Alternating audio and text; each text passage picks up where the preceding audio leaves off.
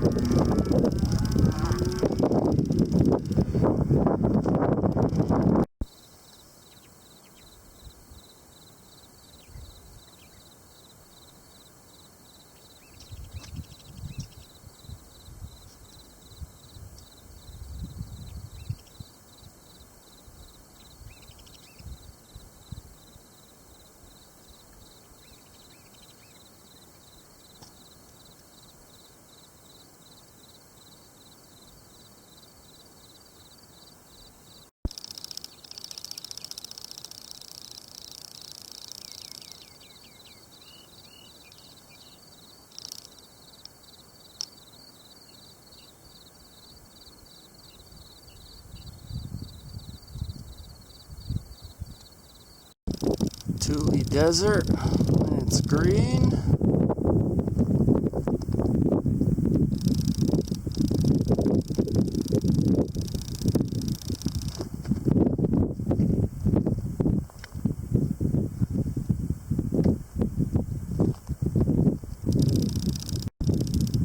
Unburned sheltered gullies are in nice condition.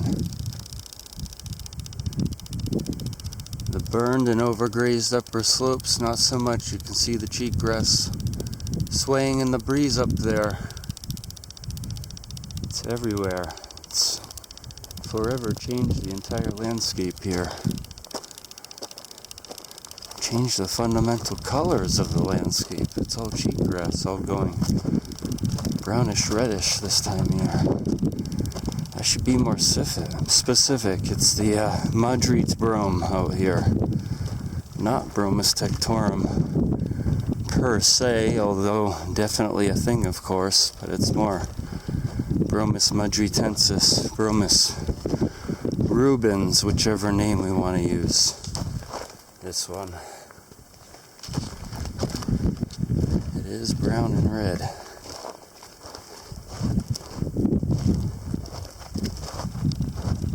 Rubin's pretty accurate descriptor.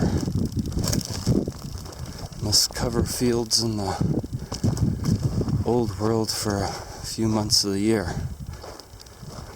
Maybe even just a few weeks.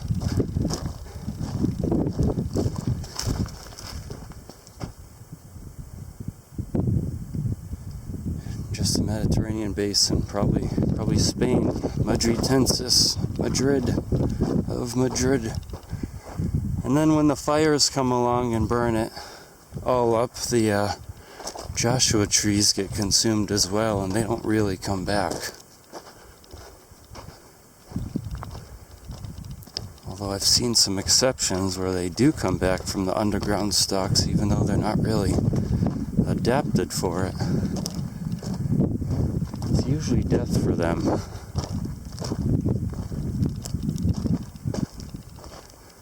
There's a lot of younger ones, though, presumably coming up from seed after the fires, on the height of a meter or two and not very branched, along with the perches. The thing is, the junipers are not really coming back here.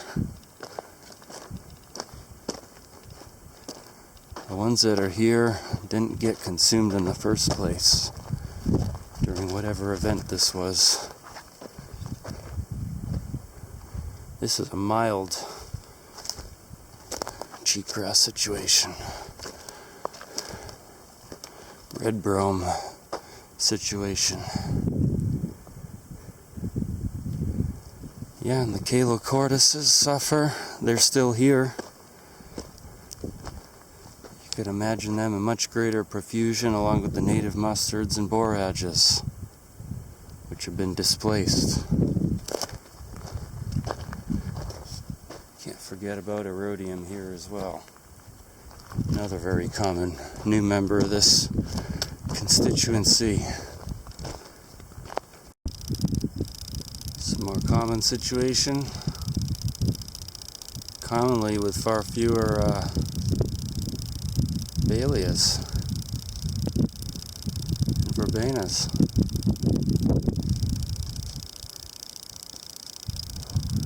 They're fighting through the cheap brome mess.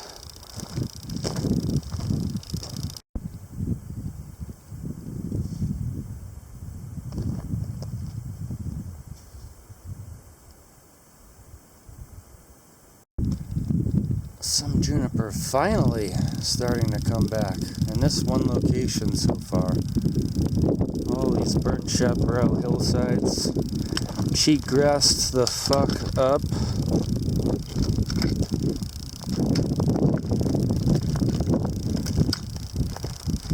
I don't know how the forest would even persist. It'll just keep burning now. It'll be more of a chaparral for a long time, I think.